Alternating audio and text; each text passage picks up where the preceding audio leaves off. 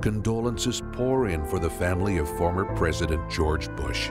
We've lost one of the great ones. You know, I think an era in politics has really ended today with his death. George Bush, the happy family man, is now George Bush, Republican candidate for the United States Senate. War hero, congressman, vice president, and 41st president.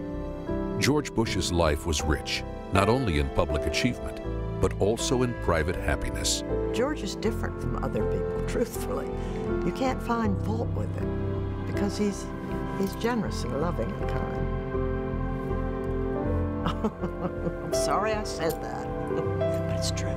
A WGME special presentation, Remembering 41, President George H.W. Bush. And with the Atlantic Ocean just in front of us and the Kennebunk River right behind us, good morning to you. I'm Greg Lagerquist. And I'm Kim Block. Welcome to the CBS 13 special report. We have breaking news this morning. We are live from Kennebunkport, just around the corner from Walker's Point, remembering the life and legacy of former President George H.W. Bush. Yeah, President Bush passed away overnight in Texas at the age of 94, just weeks after leaving his beloved Maine for what turns out to be the final time in his extraordinary life. I, George Herbert Walker Bush, do solemnly swear. When George Herbert Walker Bush took the oath of office in 1989, he already had an impressive legacy. World War II hero, Texas oil man, director of the CIA, and vice president. Politics would dominate his life. Bush was born in 1924 in Milton, Massachusetts. On his 18th birthday, he enlisted in the Navy, becoming the youngest fighter pilot in World War II. During an air raid in the Pacific, he was shot down, a rescue famously captured on film. I knew that if something didn't pick me up, I would be captured. Shortly after returning from the war, he married Barbara Pierce. They would have 6 children and 17 grandchildren. I think he's the wisest, smartest, most decent, caring person I know. Bush studied at Yale University. He graduated Phi Beta Kappa in just 2.5 years, but he left New England to make it on his own. He carved out his fortune in the wildcat oil fields of Texas. What a day! In the 60s, Bush turned to politics. He was elected to Congress in 1966 and became a power player in the Republican Party. Leaving the door open. In 1980, he ran unsuccessfully against Ronald Reagan for the GOP nomination, then agreed to be Reagan's running mate. He was Reagan's vice president for 8 years before becoming the 41st president of the United States. I will faithfully execute the office of President of the United States. During his one term in the White House, Bush played a key role in the reunification of Germany. He also took on Saddam Hussein for invading Kuwait, launching Operation Desert Storm, the first Gulf War. A new world order can emerge, a new era. Bush formed a coalition of 30 nations to liberate Kuwait in just 6 weeks. But he was criticized for not removing Iraq's defiant leader. After the war, the economy slowed down. Read my lips. No new taxes. Bush was forced to break that campaign promise and raise taxes. As the economy continued to sink, so did his approval ratings, and in 1992, he lost the election to Bill Clinton. In later years, the former rivals raised millions for victims of the tsunami in Southeast Asia and Hurricane Katrina. Bush remained active during retirement. He saw his oldest son become president, and another one, Jeb Bush, served 2 terms as Florida's governor. He even went skydiving to celebrate his 80th, 85th, and 90th birthdays. Can't play golf anymore, but I still can jump out of a plane. But in his final years, Bush's health deteriorated, and he developed a form of Parkinson's that made it difficult to walk.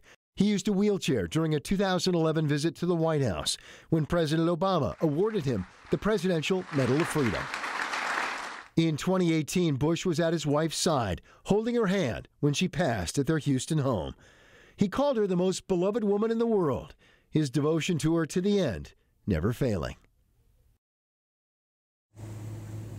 Meantime, here in Kennebunkport, many people are just waking up to the breaking news that one of their favorite longtime summer residents has died. But the sadness being felt here in this coastal town is really being shared all around Maine, a state President Bush considered his second home. I, George Herbert Walker Bush, do solemnly swear Mainers watched with pride on January 20th, 1989, when George Herbert Walker Bush took the presidential oath of office. To most people, he will be remembered as our 41st Commander-in-Chief, but Mainers will remember him as someone who loved our state as much as anyone could. It means a lot because I'm 88. I've been here part of every year except one when I was overseas in the Navy for part of it, and so it means a lot to me. This was President Bush at the premiere of an HBO documentary about his life. It's here at his family home on Walker's Point that Bush began his love affair with Maine, and it was the first place he came home to a few weeks after the inauguration. We caught up with him and the First Lady on a familiar stroll down Shore Road. You guys see the lobsters in there? No. I gotta get in and let him take a picture. Although the entourage was new, the friends were old, and the president even took the time to reference one of our former reporters, Dave Silverbrand. Oh, how's David? Give him my best. Over his 4 years in office, the Secret Service and the national media got familiar with the president's favorite pastimes in Maine. If he wasn't on the golf course, he was probably headed off fishing. After the mackerel are running out to sea. They are. The president was always at home on the water and on board his powerboat Fidelity. And now I'm privileged to have a very fast boat, a very powerful boat. Everyone wants to go on it. It's a wonderful, wonderful outlet for me. But it wasn't all recreation at Walker's Point. During his presidential term, Bush used his summer home as a backdrop for world diplomacy. He talked about that with me in 2007 when Russian President Vladimir Putin was headed to Kennebunkport for a meeting with Bush's son, then President George W. Bush. As for the future, we've had a lot of experiences with world leaders that I think have been conducted in a very favorable environment. And so we did a lot of work here, but also everyone that came here, whether they agreed with us or not on an issue, felt could understand why I wanted to do what we did here. You can't talk about the former president without talking about the woman he married in 1945, Barbara Bush. Who can forget their radiance on Inauguration Night, or his pride as he toured the children's hospital named after her at Maine Medical Center? Family was everything to President Bush, all the more apparent when he became the father of a president. Somebody said to me, does it hurt more when they used to criticize you, which they did incessantly in 1992, or more when they criticize your son? It's not even a close call. Much more when they criticize your son. George Herbert Walker Bush lived a large life, challenging and enjoying himself to the end.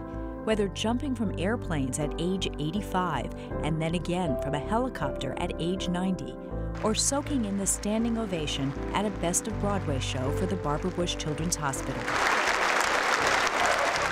In recent years, he struggled with health issues, including a form of Parkinson's disease. Respiratory problems put him in the hospital in Houston more than once.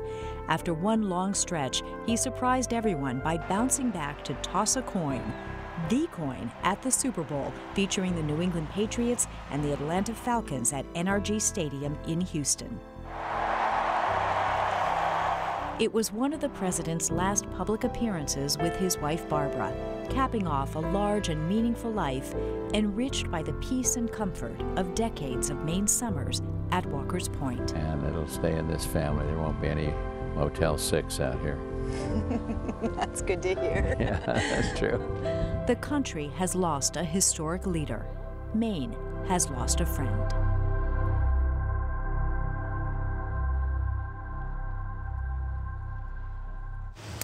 And Walker's Point, which is just down the road here on Ocean Avenue in Kennebunkport, is the summer home of the Bush family, and it is certainly one of the most prominent and best-known houses in Maine. It absolutely is, and as we just heard, during his presidency, it served as a summer White House and definitely played a role in his foreign policy. My grandfather built this house here in 1901.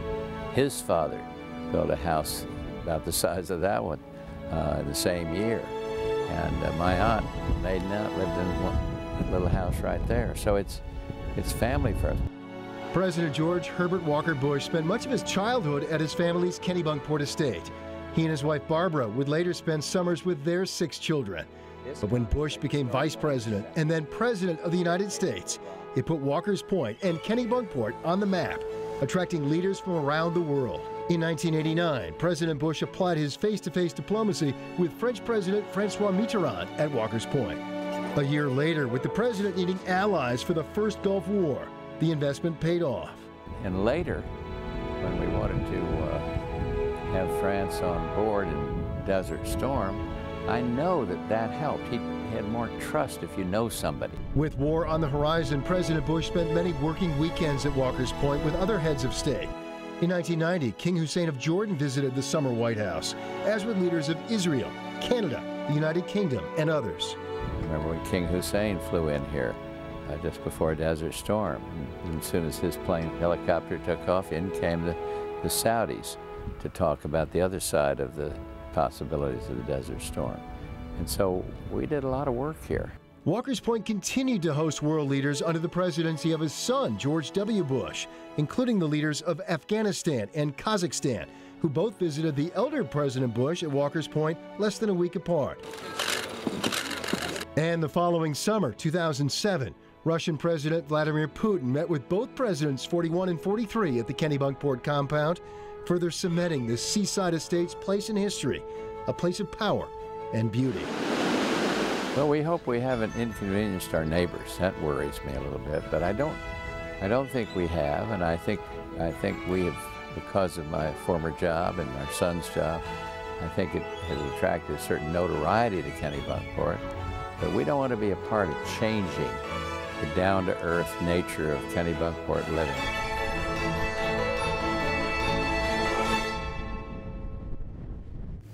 Now, in earlier years, with no world leaders in sight, George and Barbara used to walk along Ocean Avenue over here, past the Colony Hotel and along the Kennebunk River, and oftentimes would just chat with people they met along the way. They were a familiar sight in downtown Kennebunkport, and that's where we find CBS 13's Taylor Cairns. Taylor?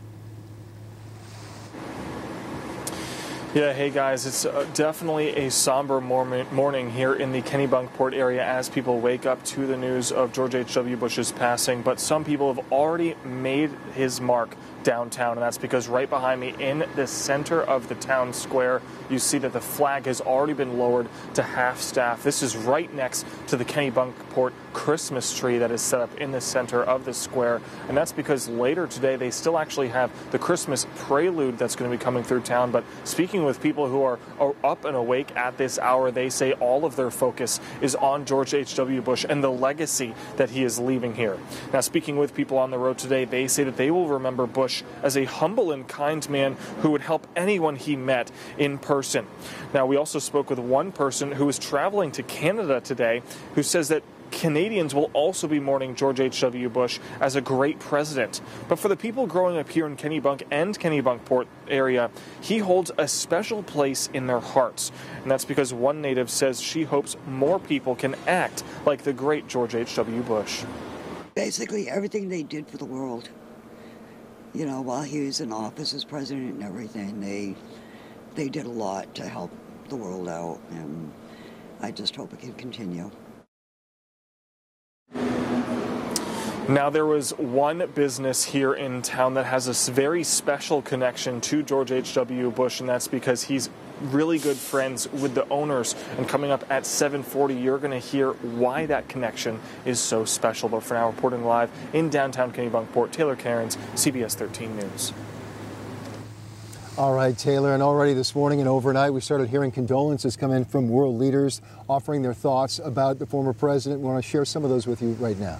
President Trump tweeted a statement from the G20 summit saying, "We will remember President Bush for his devotion to family, especially the love of his life, Barbara. His example lives on and will continue to stir future Americans to pursue a greater cause." Former President Obama also tweeted this morning saying, "America has lost a patriot and a humble servant in George Herbert Walker Bush. While our hearts are heavy today, they are also filled with gratitude."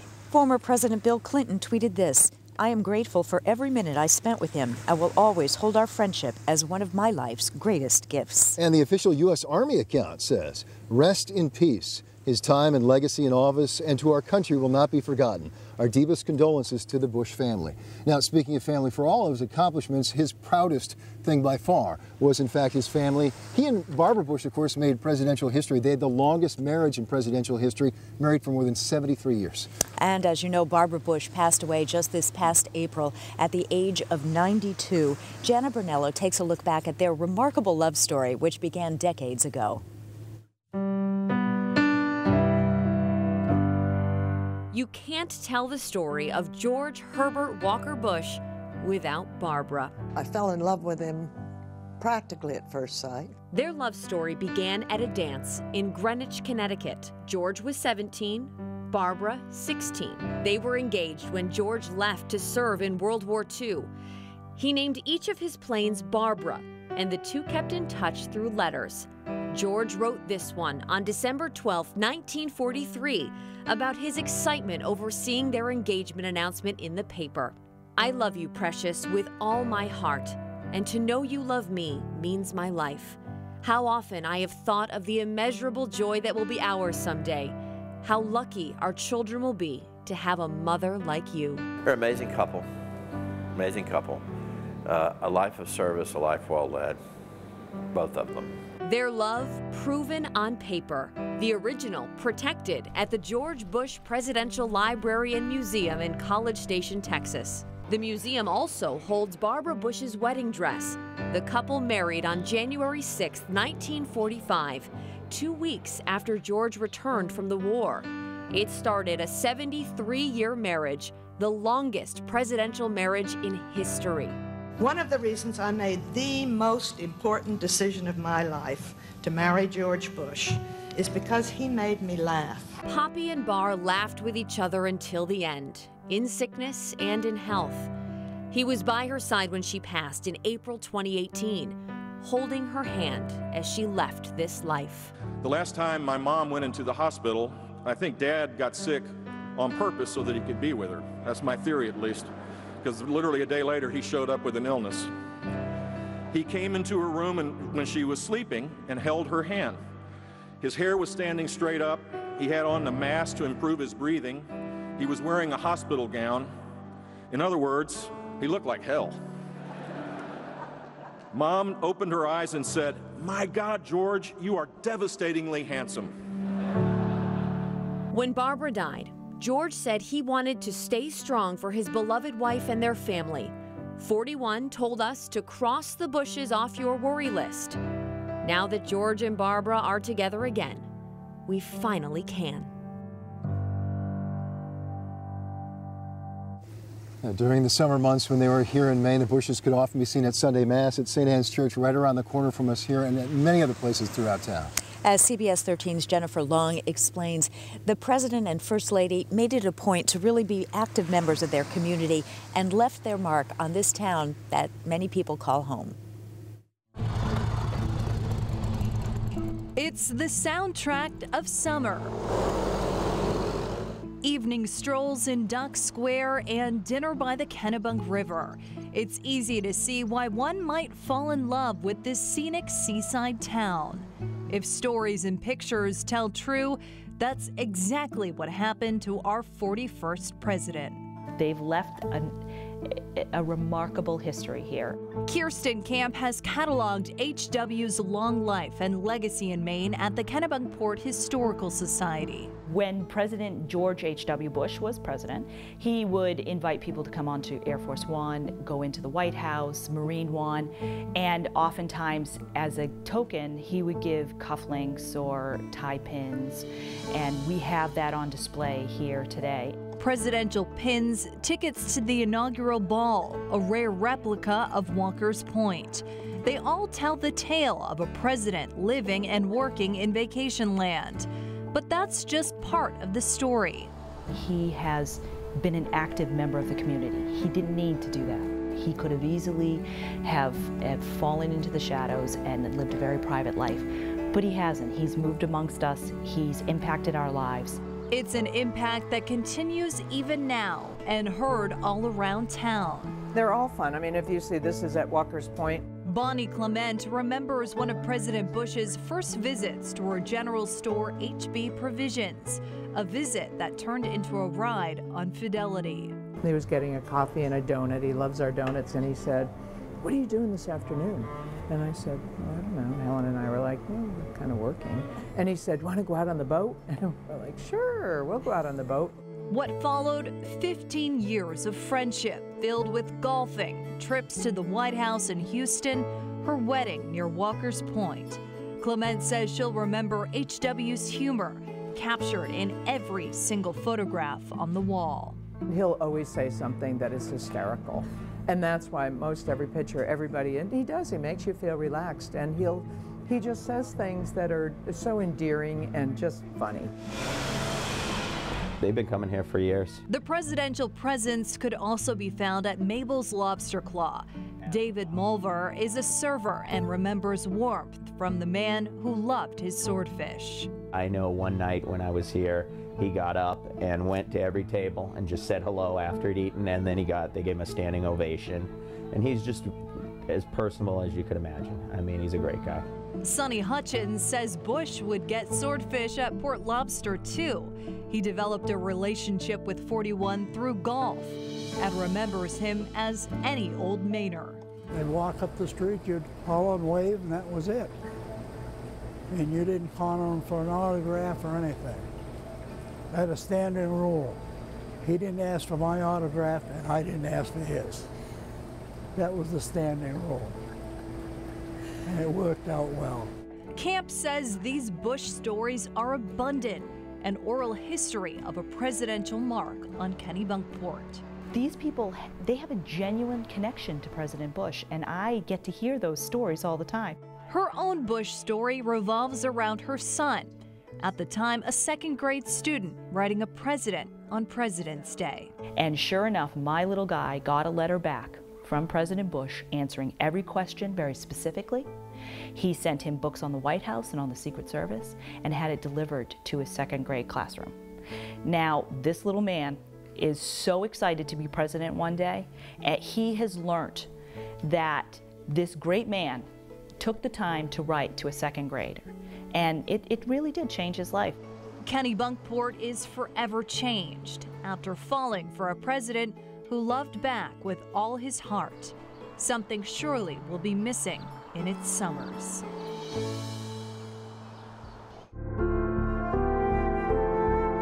Coming up, how President Bush made public service 1,000 points of light, a pillar of his presidency, and helped create the world's largest organization dedicated to the cause.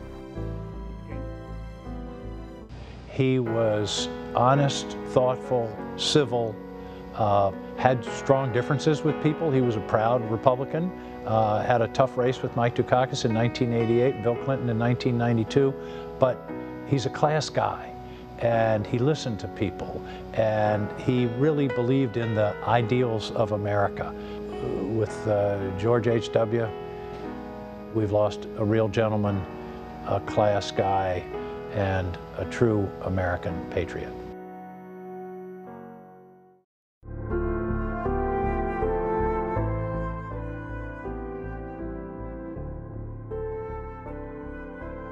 And welcome back to our breaking news coverage on the passing of George H.W. Bush. Now, there are so many charities all around Maine and the country that have benefited from the Bush generosity, and not just financially, but in terms of public service. That spirit of volunteerism is something President Bush encouraged from the very first moment he took office in 1989.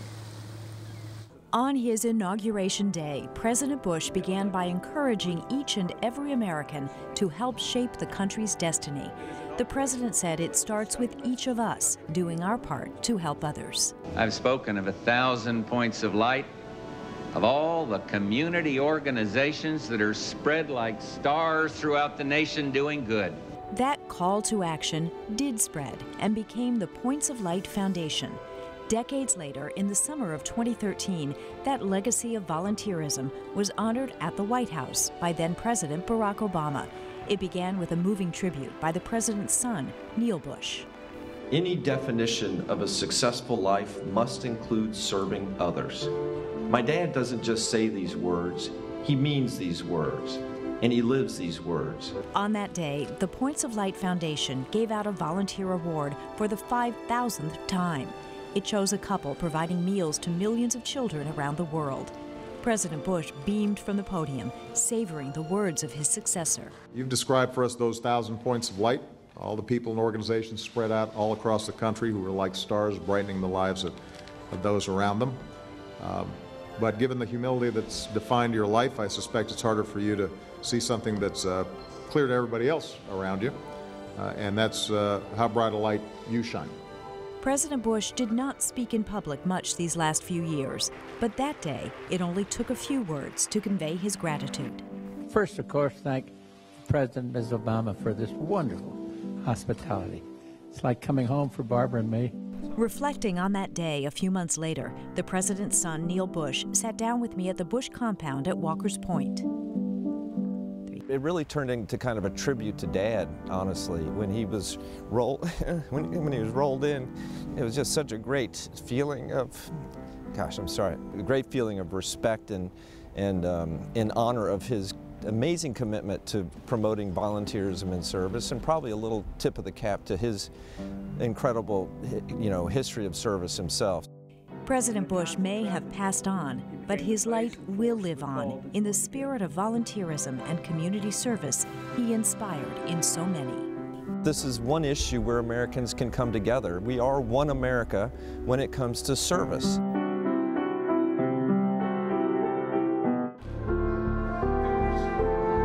Before he was a president, George Bush was quite the athlete, a star on the baseball diamond and the golf course. He's actually a former club champion here at Cape Arundel. How the president turned his love of sport into a way to help Maine families struggling with life-threatening illnesses.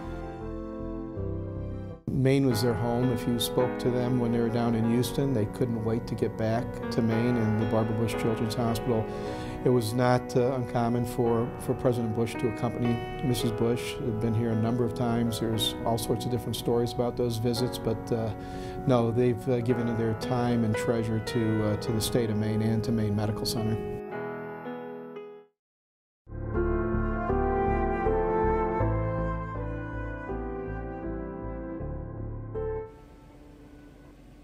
Good morning from the Cape Arundel Golf Club, one of President Bush's favorite places he used to visit here in Maine. If you take a look at the clubhouse behind us, that's actually called the 41 House that was created back in 2011 to honor him. And as Dave Eade reports, the Bush family connection to the love of the game of golf spreads back for generations. Even after he could no longer play, George Herbert Walker Bush loved coming here to Cape Arundel Golf Club, just a few miles from his home at Walker's Point. He's been extremely involved in golf basically his whole career, and he's actually a former club champion here at Cape Arundel. In fact, the clubhouse is named for him, 41 House, for the 41st president. Inside is filled with presidential memorabilia, like his presidential golf bag and photos, lots of photos of celebrities and golf pros visiting Maine to play around, like Phil Mickelson and Arnold Palmer. And in many of the photos is 41's good friend, Cape Arundel golf pro Ken Rayner. It's cherished moments, but the best part about it is cherished moments for him and all of us that go with him. Multiple hours on the golf course with just some amazing people. But it all comes down to the same thing, value of quality of life and sharing it, and he's an expert at it. The Bush family's connection to golf goes back generations. This trophy, showing the club's champions here from the 30s and 40s, has both his father, Prescott Bush, and his grandfather and namesake, George Herbert Walker, both of them former presidents of the United States Golf Association. And it was Walker who founded the Walker's Cup, a competition between the top amateur golfers in the U.S. versus Ireland and Great Britain that's still played to this day. And his grandson would keep playing while he was president and long after. A way to focus, compete, and Rayner says, enjoy life and those around him. Trying to live life to the fullest for that very bit of a moment, you know, and he did it countless times. Thank you all. He also turned his love of golf into something more, hosting the annual Gary's House tournament starting in 2003, enlisting friends and celebrities from politics, entertainment, and sports. So many volunteers willing to help and so many donors willing to help by playing in this tournament. So it means a lot to me. This is a great slice of Americana. See people gathered around all for the same purpose and cause. It's a cause still going to this day and still drawing celebrities like Maine native and actor Patrick Dempsey. There's so much love for him in this community, and understandably so. They give back. As for the game itself, Rayner says George H.W. Bush took the golf seriously, but not himself. He always hit first. We used to give him a hard time about that, you know. And of course, as we all know, there's only 34 rules in golf. And his 35th rule would be the no laughing rule. And you can't laugh at his first swing in case he doesn't hit it well. And we heard about the 35th rule when former President Bill Clinton visited in 2005, a guest at Walker's Point after they worked together on the tsunami relief project. It's called the no laughing rule on the first tee. Okay. See something that brings a laugh, contain it. George says that it's on the first tee hit till you're happy. After that, no mulligans. I've loved it. It's meant a lot to me, and I can't thank them enough. And I had a marvelous time there last night. You can feel strongly about your principles, and we do. We differ on a lot of issues, but that's not what the tsunami relief was about, and that's not what life ought to be about. And in later years, when 41's playing days were done, he would still come to the golf course, not to compete, but to show he cared for his charities and for his friends, because in his view, that's what life ought to be about. I think the idea of, you know, service is being honorable. Is an honorable profession, and giving back is honorable, and it's the American way, and it makes us all have a better quality of life, and you know, he's lived that.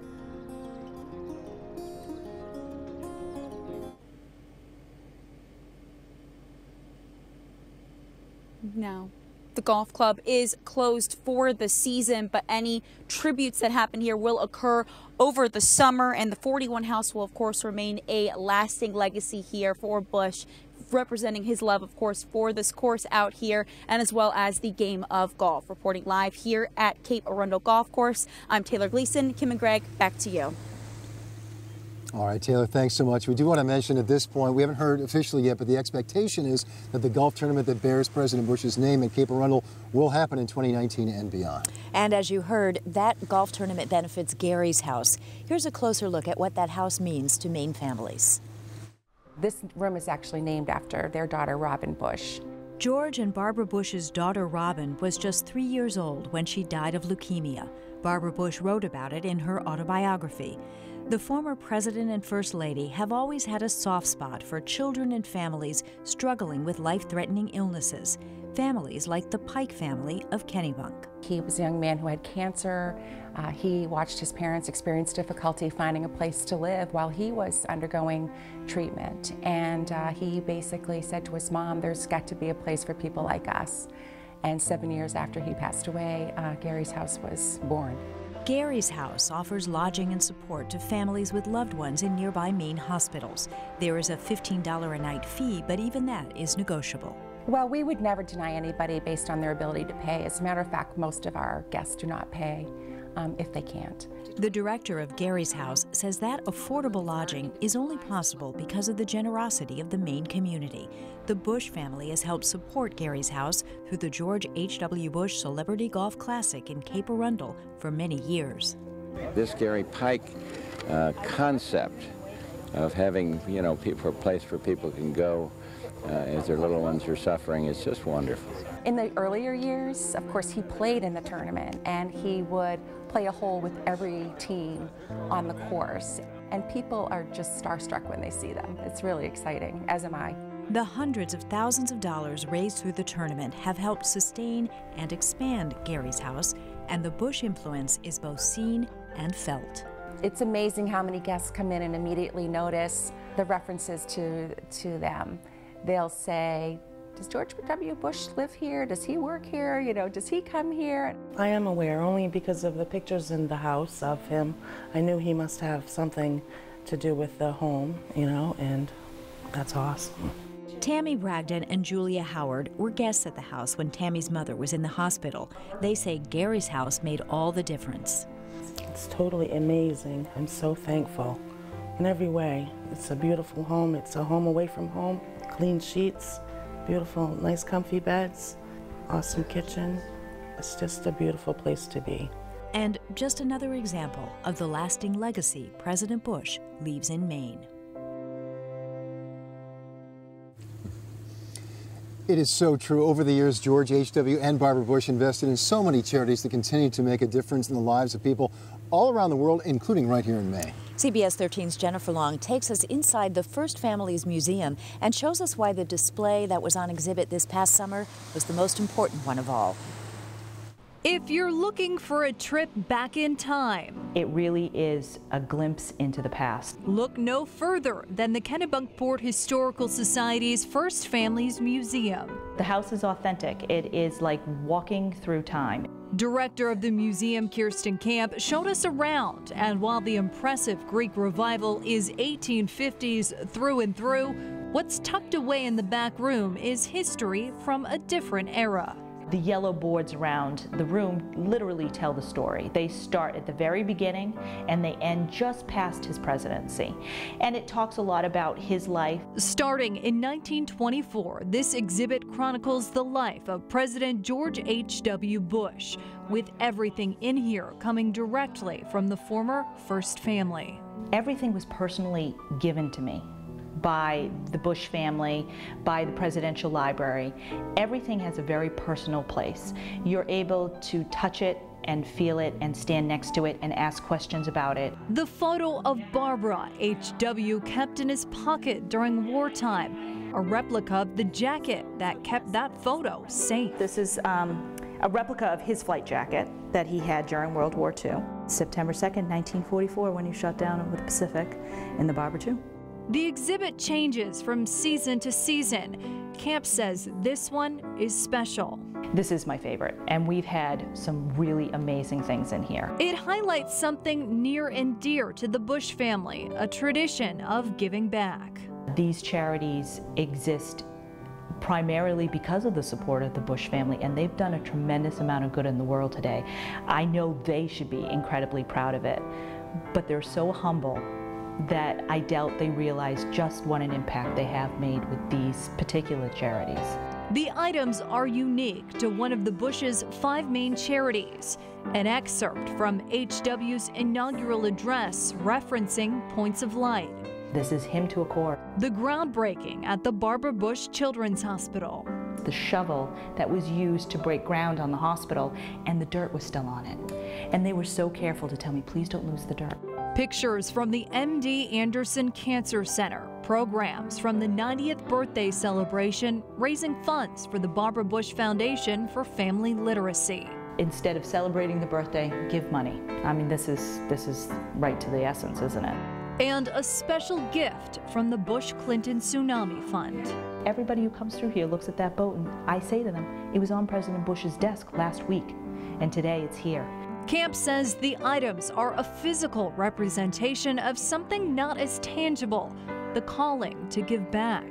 So while the First Families Museum may take you back in time, the feeling you have when you leave is timeless.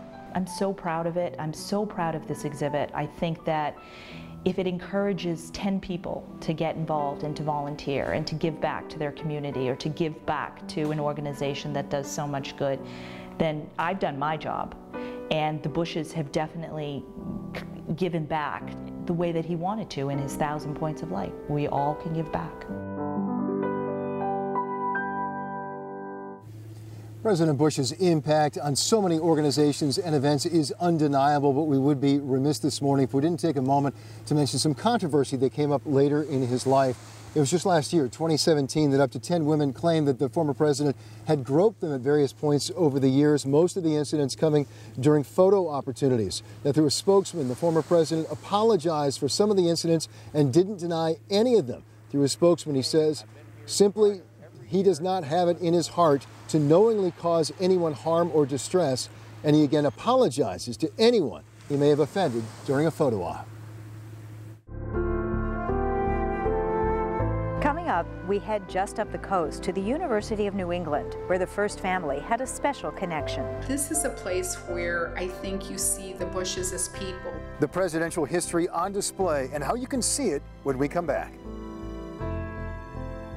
There's so much love for him in this community, and understandably so. They give back, and you know, I think he's been here every summer except one for his entire life, and that's quite remarkable.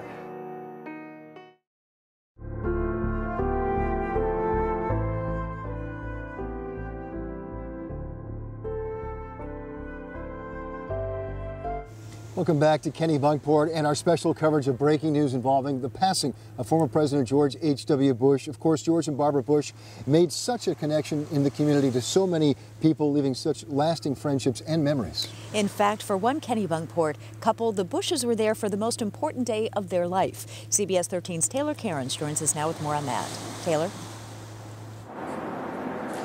Yeah, hey, Greg and Kim, you know, everyone here in the Kenny Bunkport area is mourning the loss of George H.W. Bush, but there is one store owner, or two store owners, I should say, that might feel the loss a little bit more, and that's the owners here at HB Provisions right across the street from us, and that's because they say that they developed a friendship with them over the years. Now, Bonnie Clement says that Bush would often come by this general store for a coffee and donut in the morning when they were here during their summers. They developed a friendship and filled that with golfing, trips to the White House, and even trips to Houston. Now, pictures on the wall of that general store document some of their special memories, but one certainly stands out, and that's because in September of 2013, shortly after marriage equality passed in Maine, Bonnie Clement and Helen Thorgalison married near Walker's Point. Not only did the Bushes attend that ceremony, get this, they actually signed the couple's marriage certificate as witnesses. Clement says it's a moment she'll cherish forever. We just thought, what a wonderful piece of history for our kids and grandkids. And we just thought it was an important thing. And of course, then it turned into this big political, and we had, talk about news reporters, we had them all over here.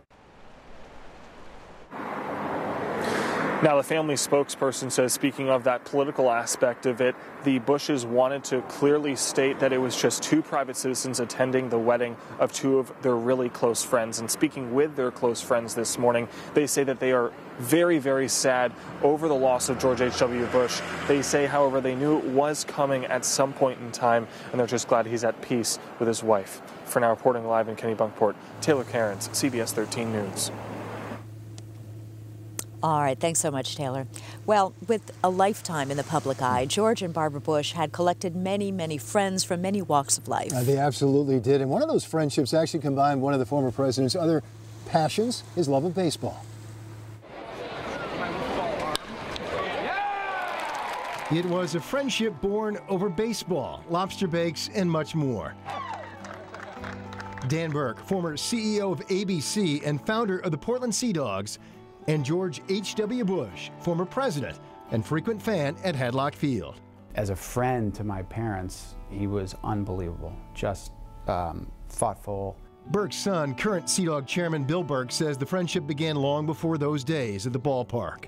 The friendship started sometime in the early 70s. We used to rent a house in Kennebunk for the month of August. I was probably 8 years old, 10 years old when I first met Mr. Bush. So the Burkes and Bushes were friends when George Bush became vice president. And I remember the first time going out there when he was vice president, and they had the vice presidential seal cocktail napkins, and we got in the car to drive home, and I remember taking one out and saying, I got one, and about the rest of us all took one out. They were papers, they weren't really stolen, but... I, George Herbert Walker Bush. And when Bush became president. And then the first time we went out there when Marine Force One was on the line, it was just... But the amazing thing through all of it was that they didn't change at all as people, and it used to be frustrating when you'd see sometimes people criticize the president because of the way he was coming off on television, and you know, he wasn't always the most polished and smooth politician, but when you saw him off camera in the sweater with the holes in it and eating popcorn and telling jokes, and he was just the best. Well, I am very pleased to announce. During his presidency, the Burkes caught glimpses of how Walker's Point became both Bush's summer White House and his sanctuary.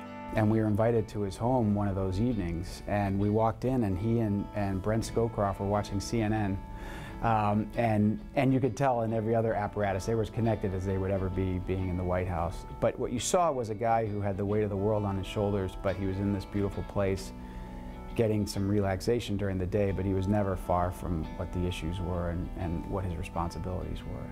The friendship endured after Bush left the White House, so when Dan Burke decided to bring minor league baseball to Portland in 1994, Bill Burke says the former president offered his enthusiastic support. The other thing people forget is he was a great baseball player. He played at Yale, loved the game. You'll find more proof of that in the Yale archives. Bush was a left-handed hitting first baseman who played in the first 2 College World Series tournaments in 1947 and 48. And as captain his senior year, he had the honor of greeting another George Herman Ruth, better known as Babe. But Bill Burke says to his family, it wasn't the extraordinary things that George Bush did that made him special. It was the way he treated everyone around him. Served his country every which way you can think of, and then to raise a family that went into public service too. I mean, it's just the arc of this life. It was pretty special. And then to reach those heights and still be as human as he was, and as kind as he was, and as emotional as he was. I mean, just an incredible guy, and a real throwback, I think. I don't know that we'll see his like again. He was just a special guy, and we're all lucky that Maine was such an important part of his life, too.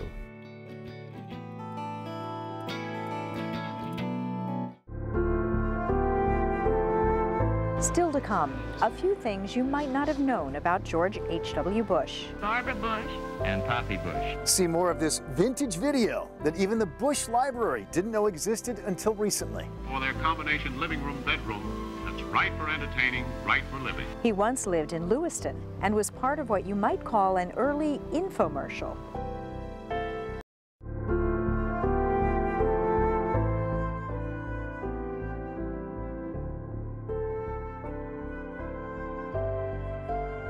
We are here in Kennebunkport, where the Kennebunk River meets the Atlantic Ocean, and just up the coast in Biddeford is another lasting legacy of the former president. The University of New England is home to the George and Barbara Bush Center. Over the years, the president would stop by to greet the students and often attend special events at the exhibit at the center, which is home to some treasured and historic memorabilia. Between Walker's Point, well, the Bushes are neighbors. They're just down the road. And the dock at the University of New England, there are miles of ocean and picturesque harbors. It was fun. I think he loved to go in his boat. And the former president would sometimes stop by unannounced on campus. Well, President Bush, I think when he was looking for places to go in Fidelity, his boat, he would come over to the campus and pull up, sometimes without warning, and just stop by to visit. And we would send a golf cart down to pick him up. From there, Rippich says President Bush would often stroll around the campus, offering friendly greetings to students. He would wave and he waved, and there were students we had from Texas who realized that it was President Bush coming across campus. So they hung this Texas flag out the window, and he waved and laughed, and he looked at me and said, I don't want to tell them they've got the flag upside down, the Lone Star. But he was very gracious. He just kept smiling and waving. But Rippich says the president's favorite spot to visit at UNE was here, the George and Barbara Bush Center. The George and Barbara Bush Center here on campus is the only thing anywhere that's named for both of the Bushes. It's interesting. They have things named for each of them, but nothing for the two of them. And you can see evidence of both inside, from the photos to the memorabilia. This desk may look familiar to students of presidential history. They're only allowed to make them for the presidential libraries, and he wrote a special letter for UNE to have a copy of the Resolute desk. It's an exact replica of the one from the Oval Office during President Bush's term. Rippich says he enjoyed sitting at the chair and sharing stories. The front right corner, there's a drawer that's a hidden drawer, and he pulled it out one day and he said, if you look at the pictures of the Iraq War, Colin Powell is always sitting on this front right corner of the desk. Do you know why? And I said, no, and he said, the red phone, the hotline, we kept it in that drawer. Not everything in the center is presidential in nature. Some of it represents the president's long love affair with Maine. He gave us a wooden fishing rod that he had when he was 9 years old, and he has his name where he put it on it with an ink pen, the old-fashioned kind of pen, and he's written his name and the date on it. And his long love affair with Barbara. And Mrs. Bush gave us her pearls and her gardening hat that she uses to garden in Kennebunkport at the house. So they were really nice, I think, things that had meaning to them personally and tied to their life here in Maine. Rippich says the president was even grateful for the view, a place to soak in the beauty of the Maine coast, just as he did for decades at Walker's Point. She says he was extremely supportive of UNE, always hoping to inspire the next generation of leaders. I think as one of 45 presidents that we've ever had, it's such an amazing person to have close to the campus. And I think he realized that just by his presence, he could possibly inspire students to think beyond what they thought they could do. President Bush spoke of Maine as his anchor to windward, a place of renewal and solid connection that helped shape not just the president, but the man. I think it's important for people to understand that presidents are human beings too, and we have these giant libraries to them, and we have monuments to them, but this is a place where I think you see the Bushes as people. And as we continue our live breaking news coverage here in Kennebunkport, everyone knows that the Bushes had a summer home here in Kennebunkport. But for a brief time, they also had ties to Lewiston, Auburn. Yes, and as Marissa Bonner reports, we got a glimpse of that time thanks to some rare video footage of George and Barbara from the 1940s. Barbara Bush and Poppy Bush, Yale. A young George H.W. and Barbara Bush, seen in a 1948 promotion for Bates Manufacturing, as the textile company tried to improve college dorm rooms. The surroundings are lovely, but in all too many cases, the rooms they move into look pretty much like a barracks. This footage was found in the basement of one of the Bates Mill buildings in 2007. Now it's kept at Museum LA. We were pretty excited about it. Executive Director Rachel DeGrosier says they called the Presidential Library in Texas right away. The very next day they called us back and they said, you know, we've been looking and we have nothing in film at that age for them. The August 1st issue of Vogue and the September Harper's Bazaar are going to feature Bates Victoria bedspread. The video highlights consumer polls on items like curtains and furniture. Here, Poppy and Barbara Bush, married couple from Yale, use it for their combination living room bedroom that's right for entertaining, right for living. But it also gives a glimpse of the couple early on in their marriage. We were so excited because it made a huge connection with what we were doing in the Saving the History of Lewiston, Auburn. And President Bush actually was stationed and lived here for a while. The footage will remain part of the museum's archives and history. In Lewiston, Marissa Bodner, CBS 13 News. And as we close out our coverage here in Kennebunkport, we are reminded of the former president's zest for life. His birthday fell during the summer, and he loved spending it in Maine. He absolutely did. He knew how to celebrate, too. Boating, fishing, and, of course, skydiving in later years. I want to share some of those famous jumps and his spirit of adventure. There he was, 90 years young. More than a mile up in a helicopter, ready once again to jump. The announcement had come just hours earlier, and word spread fast. Oh, I'm so excited. It is an absolute pleasure to see this happen. I think it is a wonderful tribute to what a man who is 90 years old and a true American hero is capable of doing at on his 90th birthday. I feel wonderful. The former World War II pilot had done this before, of course, joining veteran members of the military's Golden Knights for his 80th and 85th birthdays, with a lot of fanfare and well wishes on those occasions, including from another President Bush. I thought it was awesome. It was awesome. But in the last couple of years, the elder President Bush had been slowing down a bit, often needing a wheelchair to get around. The thought that year, he wouldn't jump at 90. But he did. His 8th ever parachute jump. Once again in tandem with a Golden Knight above the coast of Kennebunkport, he spiraled down near the family compound to St. Anne's Church, coming in low and fast at the landing, almost perfectly hitting the X, although with a drag along the ground and an anxious moment as they came to a stop. But within moments, it was clear he was fine. kept back this time. From above, we saw the unmistakable white hair of Mrs. Bush, leaning in to give him a kiss, or maybe a gentle scolding. Then off he went in his wheelchair to celebrate the rest of his birthday. Perhaps this former president could no longer easily walk, but he showed us that day he could still fly. Soaring legacy, to be sure. Our coverage will continue on air and online. Live in Kennebunkport, for Greg Lagerquist, I'm Kim Block reporting.